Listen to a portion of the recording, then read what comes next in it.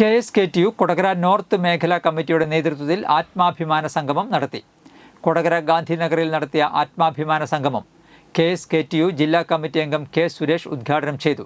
നേതാക്കളായ CDCB, KV Naijo, EK Anoop, CA Rex, Shambhavi Rajan, Swapna Sathyan, K. Rajeshwari, Sunil Kumar K എന്നിവർ സംസാരിച്ചു. പറമ്പിലും പണിയെടുത്തില്ലെങ്കിൽ വല്ലതും കഴിക്കാൻ പറ്റുമോ?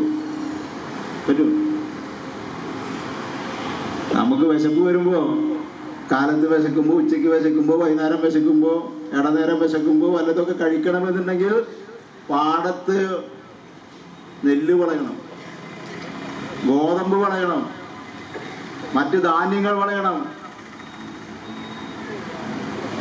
അതാരാ പണി ചെയ്യുന്നത്?